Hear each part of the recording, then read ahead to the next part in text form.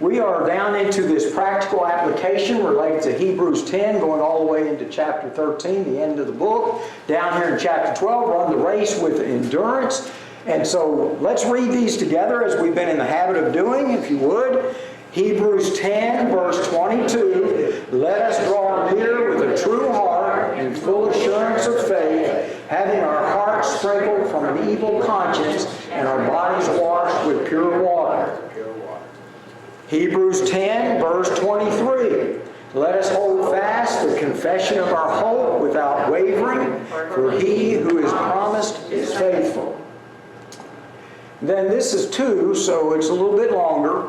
Hebrews 10, verse 24 and 25, and let us consider one another in order to stir up love and good works, not forsaking the assembling of ourselves together, as the manner of some is, but exhorting one another, and so much the more as you see the day approaching.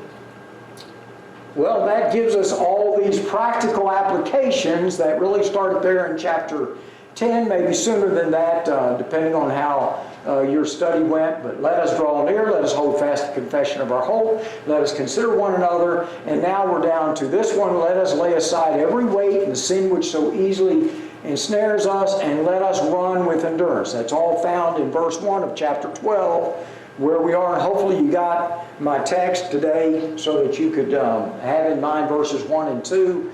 We could go a little bit quicker and a little bit more, but there's a lot packed in these first couple of verses that covers really, it's almost, Hebrews 12 verse 1 and 2 to me is a lot like Hebrews 8 verse 1. Now I know Hebrews 8, he says this is the main point, but here we're getting that application. So we're drawing in that big application, and truth really in your life is of little value if you don't make the application of it, right?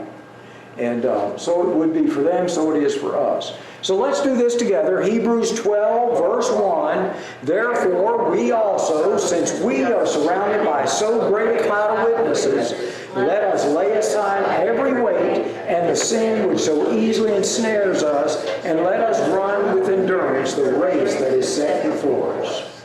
Okay.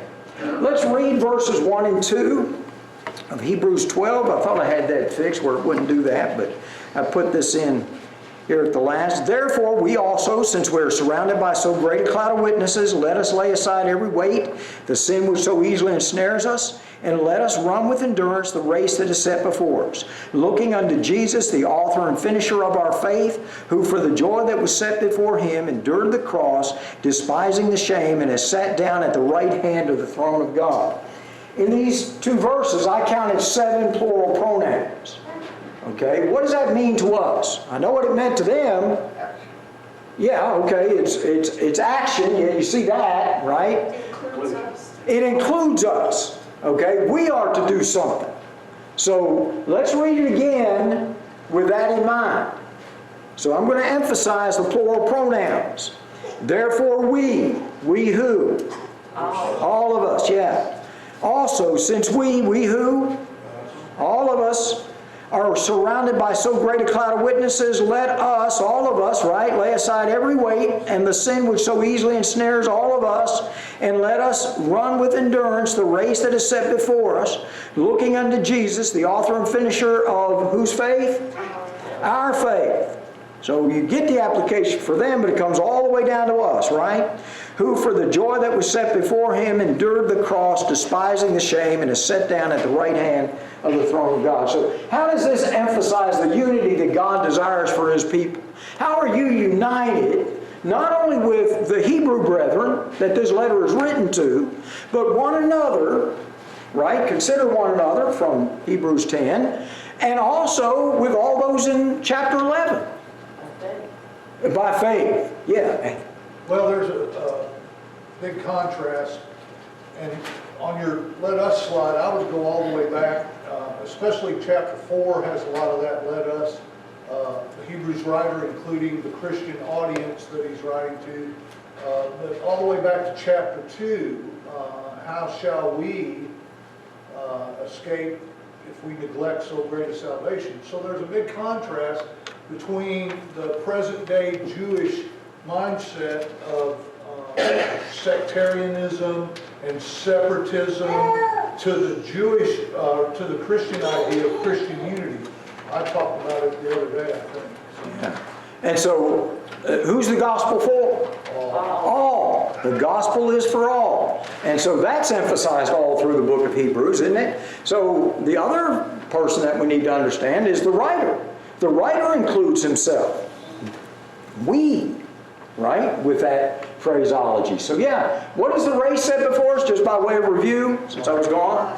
That's life, the Christian life in particular, right? And all that's involved in that. There's the word agon, the place of contest, the arena or stadium, the assembly of the Greeks at their national games, hence the contest for a prize at their games. Generally any struggle or contest, a battle would be part of that. Can you see the root for our word agony? It's right there. So is this race a sprint? No, it's long. No.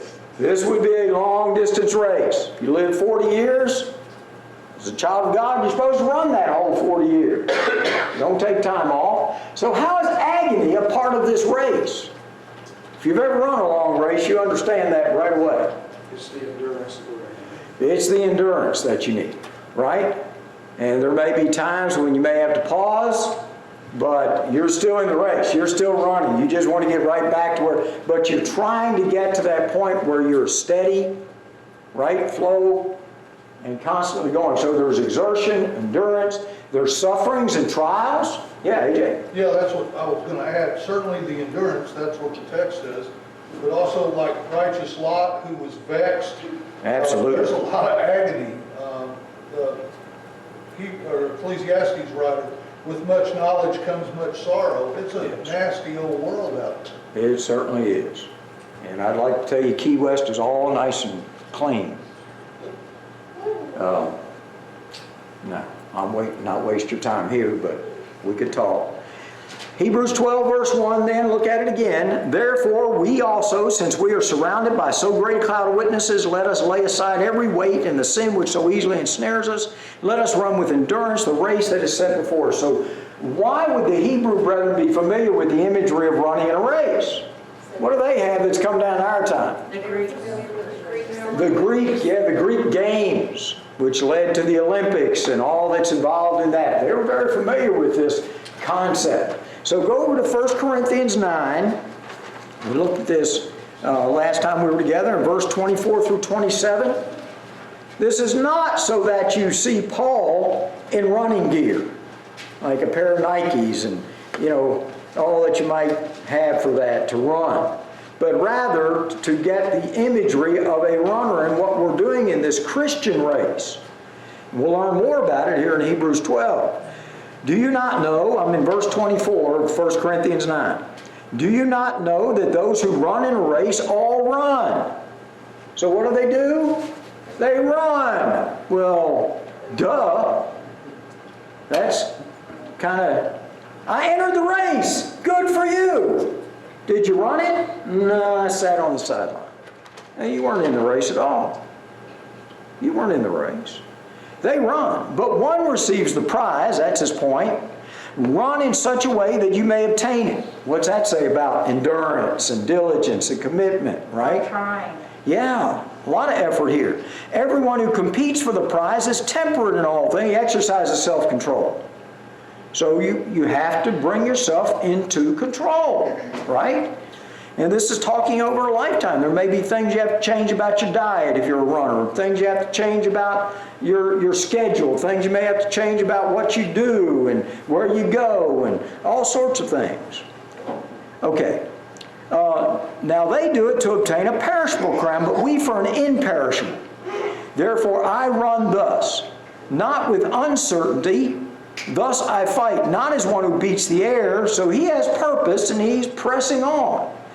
But I discipline my body and bring it into subjection, lest when I preach to others, I myself should become disqualified. So could Paul have become disqualified even after all his preaching and teaching and writing? And he could have, yeah. He could have turned away. How do you run according to Paul in 1 Corinthians 9? You got it? Pretty good picture there, right? How does this imagery in Paul's example relate to endurance? What if you're stoned and they leave you for dead. What do you get up and do, Paul? Get up and run. Get back in the race. Get going again. What if people turn against you? What do you do, Paul? Keep going. Keep going. What if you're in prison? Teach You ones keep going. around. Yeah, teach where you're at. Just keep on keeping on. This endurance and that idea of it. So again, go to Hebrews 12, verse 1. Read it to yourself. Driving home this application.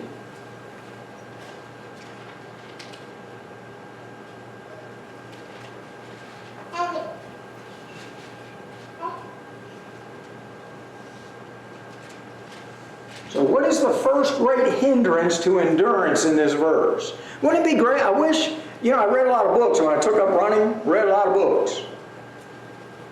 Most of them were just how to go a little bit further, how to breathe right and things like that. But boy, the more you learn about running, the more things you start, and you start thinking like you do as a Christian. Boy, I wish I knew that 10 years ago. Self is your biggest enemy. Yes, self is your biggest enemy, right? And so you're competing with yourself. As a runner, you think about runners, that's what they're doing. Yeah. I thought you were going to have 2 Timothy 2, verse 5. In the context of a good soldier, no one who competes in athletics is crowned unless they compete according To the rules. Yeah. You got it, yeah. And that's understood in all that is said in Hebrews, of course. So, yes, absolutely, you got to compete according to the rules. And so you got to know the rules, what those rules are. So if I'm running in the Boston Marathon and I take a shortcut, I take a subway for a couple of miles. People have tried things like this. Did I actually? No, I didn't run at all. I'm disqualified, right? So there are no shortcuts here. You do it, right? And so what's the rules? In essence, the New Testament, God's Word. Okay, so, all right, so what's the first great, it would be great if you knew what the hindrances were. What's the first great hindrance? Weight, extra weight. Every weight. So, what is every weight? Anything that weighs you down. That's right, it's different for every one of us. If you give me socks, talking about back to running again, if you give me socks that go above the ankles, very much above the ankles, they cover my ankles, I can run. You get them up here, I'm bothered. I fold socks down. Why, for me, that's a hindrance. Okay, that's a weight. So anything that weighs us down in this race, is this the same as the sin that's mentioned here? No. Now, sin can weigh you down. Don't misunderstand the point. But this is not sin in and of itself. No different than me wearing socks. I didn't cheat. I could wear, there's no rule, as far as I know, any race I've ever run where you can't wear the socks you want to wear. If you want to wear socks all the way up to your knee, I guess some runners do. Support hose or whatever you call them. But there's no, you haven't broken any rules in that analogy. All right? So we're not talking about sin. We'll come back to that. Notice it's every weight and the sin. So "and" is not saying two things, but they have a similar outcome. You remember from Luke 10, what's going on in Luke 10? Rather than go back and read it, we can. Jesus is at the house of Mary and Martha. Martha's very busy, isn't she? Is she sinning? No. No, she's cleaning house. She's trying to take care of the house. Anything wrong, ladies, with carrying? Now, if I did it, you'd find a lot wrong. But is there anything wrong with taking care of the house? No. It's nothing in and of itself. But she wanted Mary to stop the study and come and help me. And what did Jesus say? Mary has chosen the better, the good part, which shall not be taken away from her. And it hasn't. It's recorded for all time. Right? So, can things of this life that are not sinful in and of themselves distract us? Yes. Weigh us down? This is one of the biggest problems. I wonder why that came first instead of sin. Because that's what leads to the sin. It does a lot of the time, yes. What James said. Yeah, it's exactly what James said. And now think about the application of these Hebrew brethren, how they're allowing the roots of Judaism, even those parts and portions that aren't sinful in and of themselves, to drag them down, to keep them from doing God's will fully. Right? Yeah. I was going to say, actually, it might actually be, that's actually sometimes more difficult because it's more of a personal thing. It might be your family. Yes. It might be, I mean, there's so many things. It might be your job. So a lot of, I think that's maybe why it's mentioned first. If you can get to resolve all those, sin would be a whole lot easier. And it's, yeah, and it's in that sense of every weight. Yeah. So all of us have got issues here. Nobody here is without it. We all have things that we could probably do without. So what must we do to stay focused on that which is truly the good part? Stay in the Word. Stay in the Word, okay? Go ahead, Hebrews 12 verse 1, want to read it again? We're going to read it several times tonight, so you may as well. Okay, what does lay aside mean? You're going to lay it aside. So if I'm wearing a fur coat to run, first of all, you'd say, well, you're kind of crazy. On a day like today, I'm wearing a fur coat. You'd be looking at me like, well, that's kind of nutty. What do I need to do if I asked you? Lay it aside. It's going to slow you down. Get rid of it. Put it away from you. Right? That's the sense of this. To put off or aside or away, cast off, lay apart, aside, down, put away, off. I gave you the example last time we were together at Country Music Marathon, where first time I was in that, I was doing the half, but way back in my corral, people had on clothes, all kinds of clothing. It was cold that morning, very cold, but it was also for the homeless. And what they were doing was, as they got mile 2, mile 3, mile 4, and they were warmed up real good, I'm still, pretty cold, hoping to get warmed up, mile 6, but they're taking those things off. And I thought of these verses, lay aside. They're laying aside those garments. Okay? So, yeah, back to some of the things. Look over at Hebrews 3, the book of Hebrews. Let's think about this aspect. In Hebrews 3, verse 12, notice now, we've talked about every weight. Let's think about the sin. Beware, brethren, lest there be in any of you an evil heart of unbelief in departing from the living God. Look down at verse 19. So we see that they could not enter in because of unbelief. Talking about those Israelites and how they turned back on God and so forth. And then get to chapter 12, verse 1 again, right? Therefore we also, since we are surrounded by so great a cloud of witnesses, let us lay aside every weight and the sin which so easily ensnares us, and let us run with endurance the race that is set before us. And you're absolutely right. There's a connection between those things that may not be sinful in and of themselves, that become distractions, and then slowly take priority in our lives. At some point it goes over. I know for me, I don't know where it's at for you, but at some point it becomes sin. Doesn't it? An innocent thing can become sin. So I read comic books for 20 hours a day. I know you're saying that's silly too, Dave. Well, I like comic books. You like what you like, I like what I like. I really don't, but I'm reading comic books. But I used to read the Bible.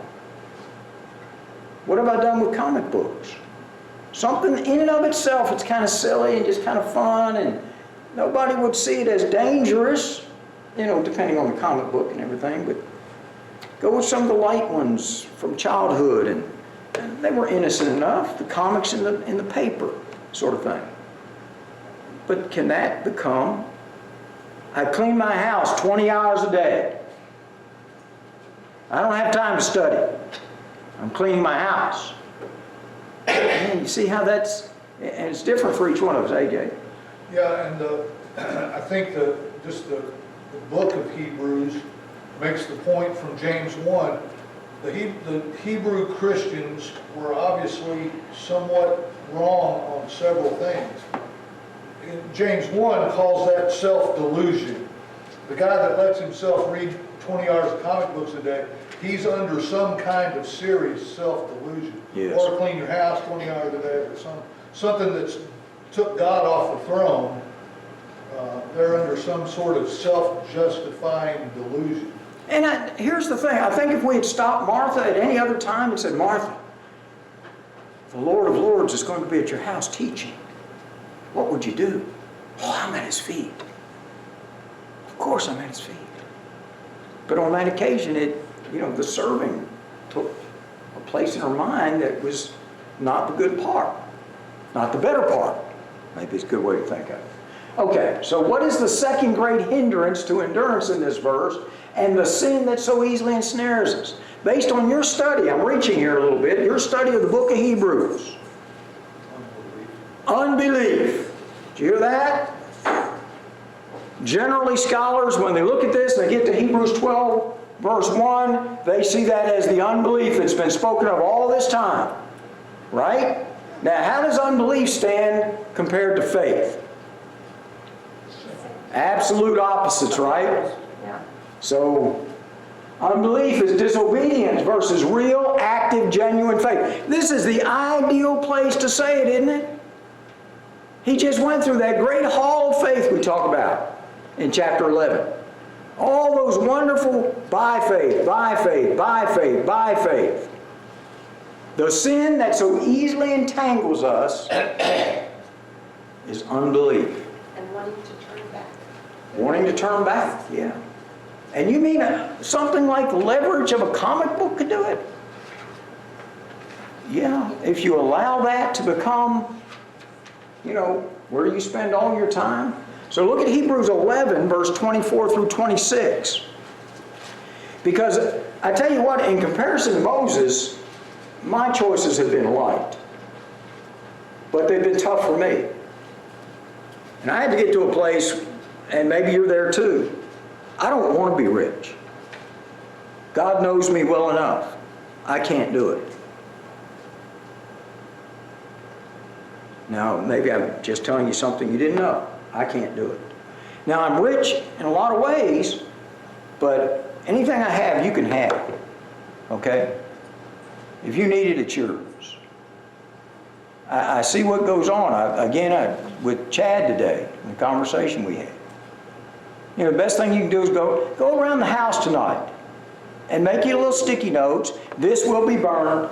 This will be burned. This will be burned. That's the end of all this. And yet we drive those tent pegs and we get to thinking, boy, if I just had a bigger tent. And nice, pretty this, and nice, pretty that. And boy, then I could sit here and I could show that, and I could do. It gets us stunted.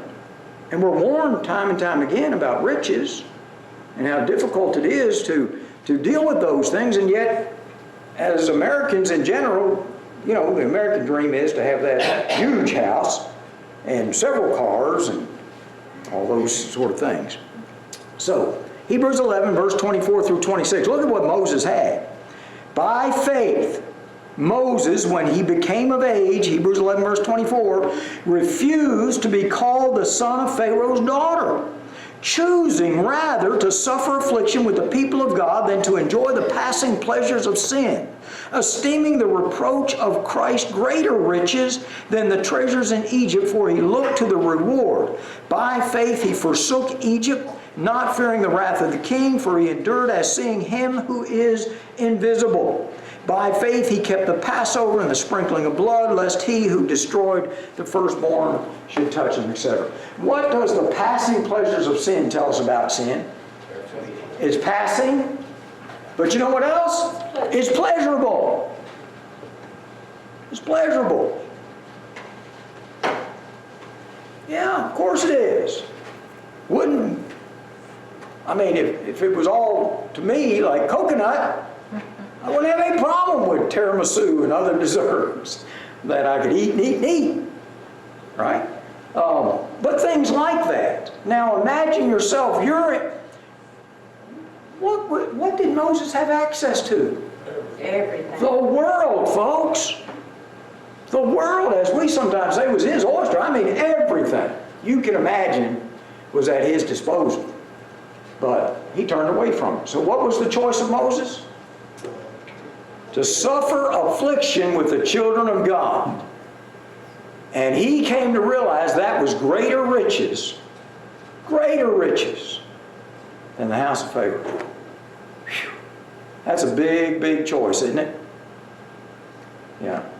So what is our choice? Same thing. Yeah. Same thing. All right. What does easily ensnare in the King James Version, New King James Version, or easily beset? I believe that's King James, isn't it, Becky? You looking at King James? I've got easily beset, the original. Yeah, easily beset in King James Version. I was going by memory there, so I should have checked it. So what's the, what is that? What's that mean? Ensnare? Yeah, that's a good translation, by the way, if you're wondering. It's a great translation. Beset, knock you off your course. Yeah, it's designed, think about it, in terms of the race, it's an ideal word to use. There's the word. But here's the idea. It's skillfully surrounding. Think about the evil one and how he works. Watching, waiting, okay? A competitor thwarting a racer in every direction, figuratively of sin in general. It doesn't matter how he gets you. He doesn't have to cut your Achilles tendon, knock you out of the race. If he sees that you're drawn to comic books 12, 14 hours a day, what will the evil one do? He'll give you plenty more temptation to go along with that. You see? So here's the Greek phrase, convenient circumstance. Now again, was Moses in a convenient circumstance? His circumstances were much more convenient than what the Israelites had. And we're going to have for quite some time. Right? Okay. Let's think about this as well. Philippians 3, thinking about Paul and running this concept. I wanted to get this in for sure. Philippians 3, 13 through 14. Brethren, I do not count myself to have apprehended, but one thing I do, forgetting those things which are behind and reaching forward to those things which are ahead, I press toward the goal for the prize of the upward call of God. Then you get over to 2 Timothy, the 4th chapter. 2 Timothy 4, verse 6 through 8. He says, for I am already, or now ready, being poured out as a drink offering. The time of my departure is at hand. I have fought the good fight. I have finished the race. I have kept the faith. Finally, or after, there is laid up for me the crown of righteousness, which the Lord, the righteous judge, will give to me on that day, judgment day, and not to me only, but also to all who loved his appearing. With that, go back to Hebrews 12 and look at verse 2. Looking unto Jesus, the author and finisher of our faith, who for the joy that was set before him endured the cross, despising the shame, and is set down at the right hand of the throne of God. A lot to talk about here. First question is, do Christians simply enter the race? If that's all you got, you became a Christian. You know, it's like me filling out the form for the marathon and never running it. You ain't in the marathon. You didn't enter anything.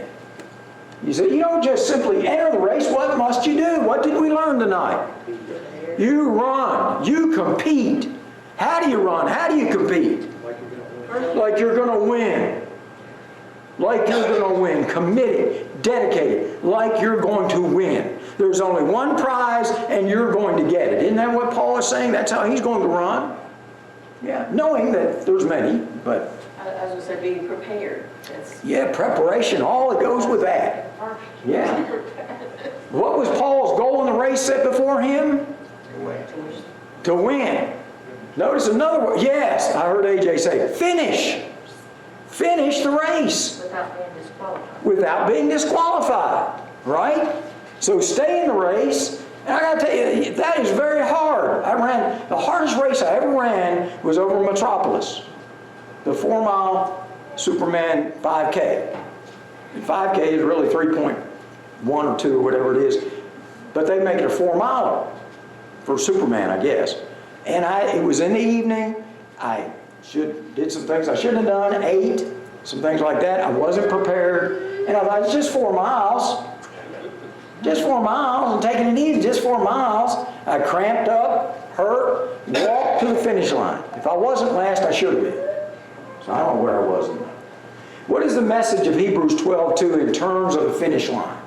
So you enter, you run, and what? Keep your eyes on that. Keep your eyes on the great finisher of all time, Christ.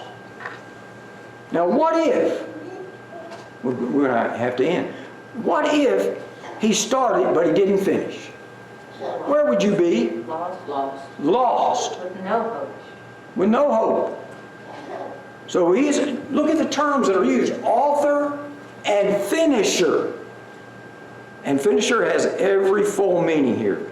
Completion, captain, perfecter, all those words.